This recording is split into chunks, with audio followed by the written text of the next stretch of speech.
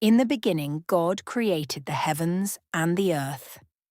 This very first line of the Torah you may have read 100 times before, but it is so packed with information that it is evident it can only have been given to us by a creator outside of our space-time domain. Let's unpack this information. In the beginning, the definition of beginning is any given starting place in time. Interesting. God. There is a principle called law of first mention. The law of first mention says that to understand a particular word or doctrine, we must find the first place in Scripture where that word or doctrine is revealed and study that passage. So let's make a note of this. Created the heavens.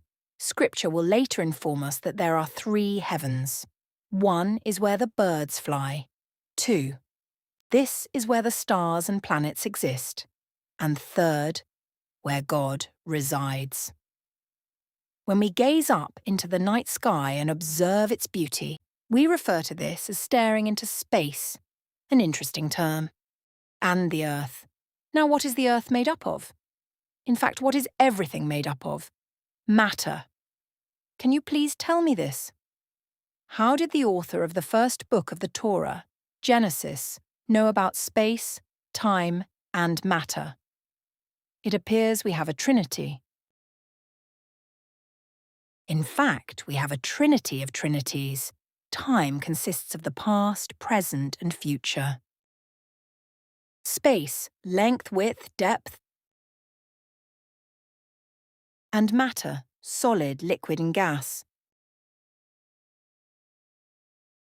In Paleo-Hebrew, as in ancient Greek, there were no numbers.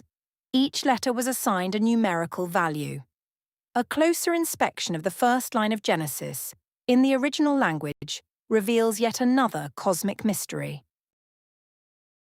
If we take the number of letters and multiply the product of the letters, and then divide by the number of words by the product of the words, we get pi, 3.1416. The ancient Greeks needed pi to solve practical and theoretical geometric problems involving circles, such as finding a circle's area and calculating its circumference. This fundamental mathematical constant allowed them to build, measure, and design with unprecedented precision. They searched for thousands of years, and here it was in the very first line of the Torah. To God be the glory.